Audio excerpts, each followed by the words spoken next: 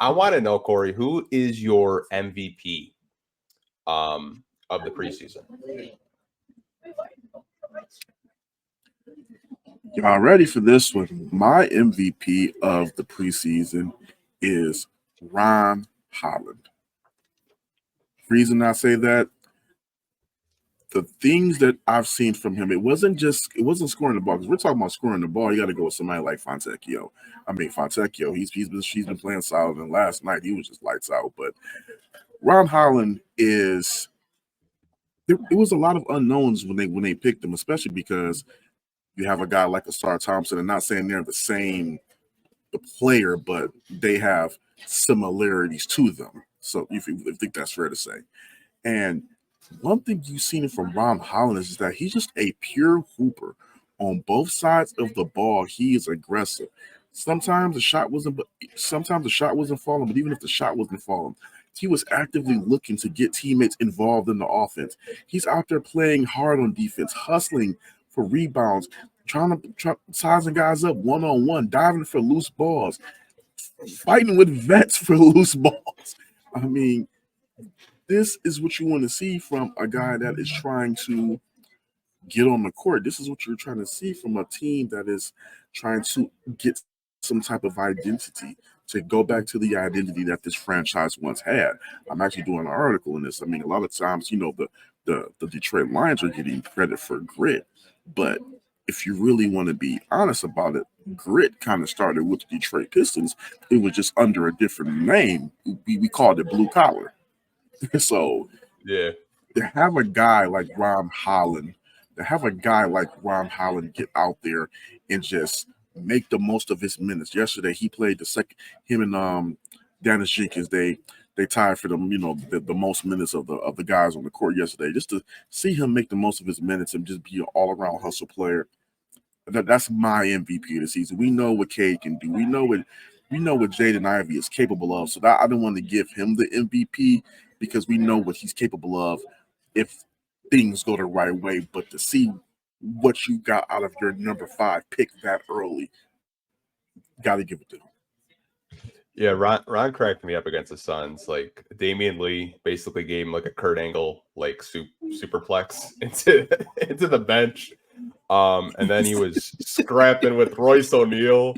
Like, he would not let the ball go, to the point where the Suns announcer saying that like he needs a boxing ring theme song when he comes into the game, because he's just, he's toughness, he's blue collar. To your point, like, I'm not mad at your pick, because his impact defensively, you felt it every single game.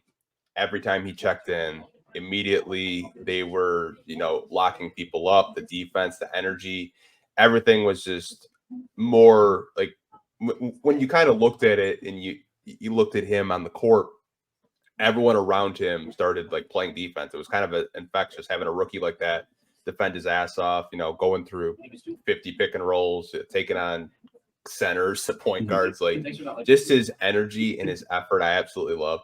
I personally had Jaden Ivey because I did not see him shooting 50% from 3.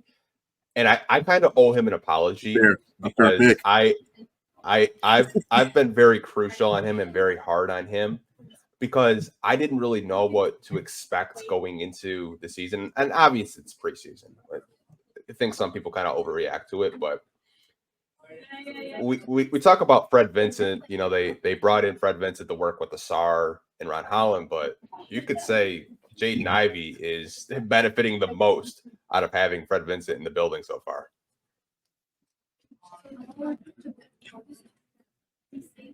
Oh, absolutely. Like I said, I see it after practices. He's putting after every practice leaves I've seen in, more times than not, you will see Jaden Ivey working with Fred Vincent on the shot, perimeter drills, catch and shoot drills, 1 dribble pull-ups, 2 dribble pull-ups. You see those guys working on it extensively. And it goes to also a credit to Bickerstaff too, is just like Bickerstaff believes in Jaden Ivey's potential. I'm not going to say anything else about all the other stuff that kind of, floats out there, but Bickerstaff has been openly believing in his potential, and he's openly encouraging Jaden Ivey to become the player that everybody believes he can be, when the Pistons took him at number 5 overall. And now that you have Ivy's confidence built up, and you have a coach that's confident with them, and you have a coaching staff that is doing their best to make him into that player. Right now, you're just seeing what is pretty much probably the beginning of a coming out party.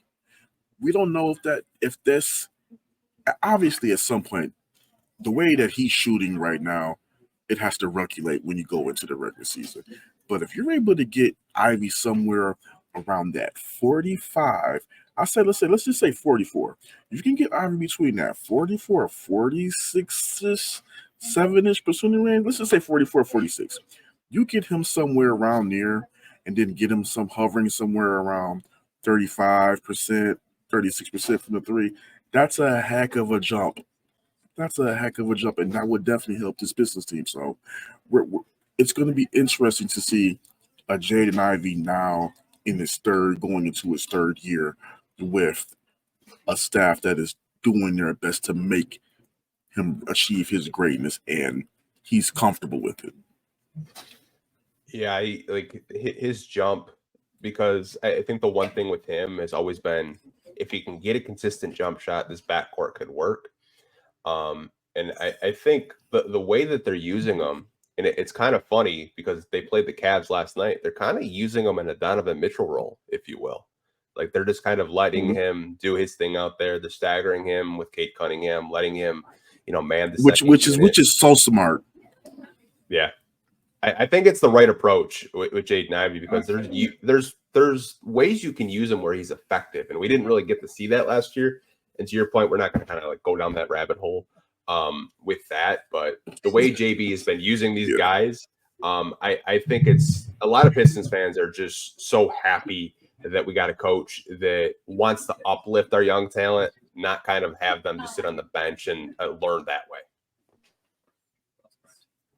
Yeah, absolutely. The guys, you can just see right now they're having fun playing basketball, and I believe that's kind of what they kind of got away from that last season. I want to say and this is even with all due respect to this guy, because I still think he had a raw hand to deal with in Detroit, but I'll say the vibe at practice now kind of reminds me of an upgraded version of the vibe after a Dwayne Casey practice. It's just I would say guys are probably putting in a little bit more work, because again, now you're talking about coming off of a 14-68 season, and everything has to change.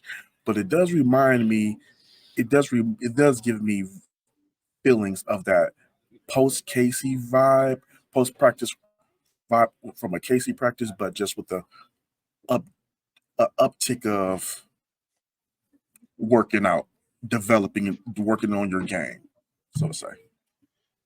Yeah, it's good to see that they have a coach in there that's taking it seriously, and that it isn't just here for the money, basically. But I'll just leave it at that.